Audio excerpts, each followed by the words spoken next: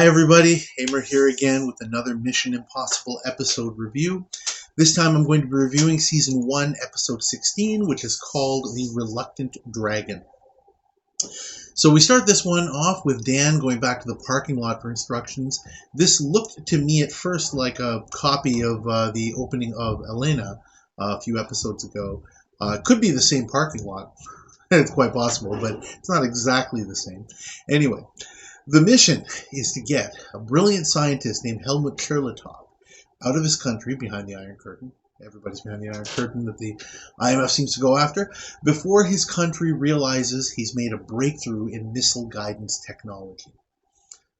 Charlatov's wife Karen gives the team, which consists of Rollin and Barney this time, some information about her husband. They prepare to enter the country.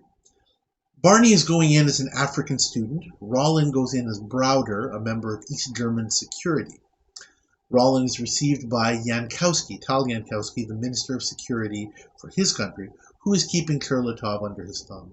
Charlatov is a scientist who just loves his work and isn't really kind of clued into, politics and, things that are going on in the real world. He's kind of just absorbed in his own thing.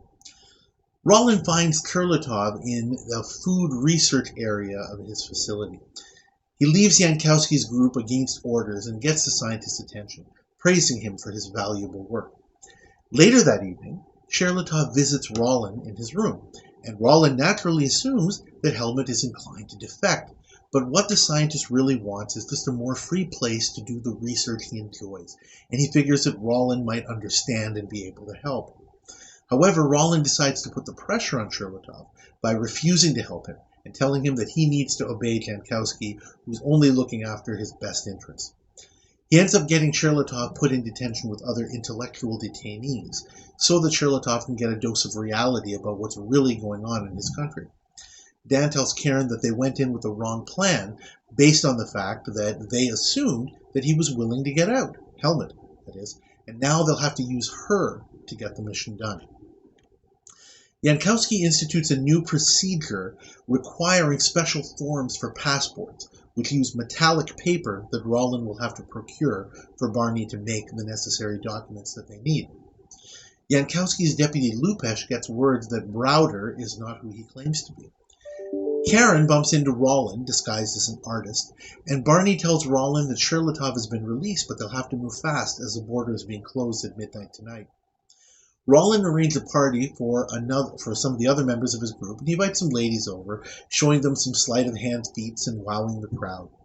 Barney brings Karen to the lab, and Rollin meets Charlatov, saying that he had to do in order to do what he did in order to get things moving to get him out of the country. Lupesh confronts Rollin about not being who he claims and forces Rollin into a car. Rollin runs the car off the road, and the two have a fistfight at a stadium of some sort, with Lupesh taking a tumble down the stairs. Barney finds Charlatov and takes him to the lab to meet Karen. Rollin returns to the party. I can't believe they didn't notice that he had been gone for an hour? Rollin returns to the party to lift passports off of the other guests, and in doing so, he determines that one of the other girls, Sophia, had already taken some wallets. He returns them quietly, keeping the passports for the paper, tells Sophia to keep her mouth shut too. Karen convinces Charlatov to come with her as they wait for Rollin to return. Jankowski catches up with Rollin and they head over together to the lab when Jankowski gets a call that something is up. Rollin knocks Barney out as part of the charade as Jankowski holds them all at gunpoint. Barney gets up and Rollin takes the opportunity to kick the gun out of Jankowski's hand. They fight, and during the scuffle, the gun goes off, killing Jankowski. Rollin comforts Jankowski to ease the pain, understanding his plight somewhat, and then heads out. Mission accomplished. I'm going to give this one a grade of C. It is not a good episode. Really, the only bright light I see, the only one thing that I would say that qualifies as a good thing in this episode is John Colicos as Tal Jankowski. Again, fellow Canadian boy. R.I.P. John Colicos. He had a very, very interesting and fantastic career in entertainment. He really kind of makes this episode. Joseph Campanella is often a good addition to the team. And I know he's put in a difficult role here, which I think he plays fairly well. But I mean, there's nothing really good about his character. There's another episode coming up in season 2 called The Spy, in which it's very much the same thing. He does his job, he plays his role well, but boy, he's a really boring character in that one as well. He's good, but he's not great. John Colicos, I think, is really the MVP of this episode. Another thing that I really liked about this episode was that last scene between Rollin and Yankowski. The way Rollin, he sees that Yankowski has like a fatal bullet wound because of their struggle and the gun going off. But, he comforts him, he puts his hand on the wound, he gives him something to cover it, and he gives him a look. And even though he doesn't say anything, just the look that he gives him, there's something there. And the way that I read it, it's, you know what? I don't hate you, buddy. I understand you're just doing your job. I'm just doing my job. We both wish that things were different in our worlds. And I really liked that. I really liked that kind of meaningful human touch between, two people who, are enemies, but, if things were different, you could see these two guys sitting together and having drinks and really enjoying each other's company.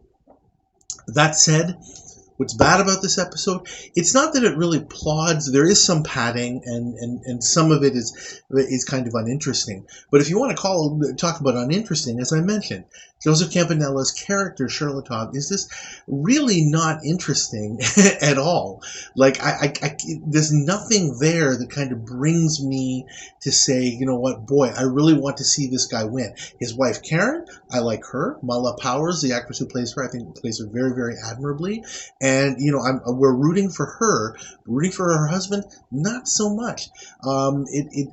Maybe there was just no way of doing it, but the writers just couldn't find a way to make him likable or relatable, and that really kind of brings the grade for this episode down, because we just really don't want to root for the guy. Also, what's not so good is there's only 2 agents involved here, and Rollin basically carries the whole thing. Barney is kind of there for support. And sometimes they needed to do this for the season, for budget reasons or whatever. But still, again, it's lacking that whole team concept, and I'm yet to see an episode, and I'm pretty sure we won't see a good episode where there's only 1 or 2 of the team involved. Anyway, that's the end of my review for this episode. Please like this video. Please subscribe to my channel to get updates.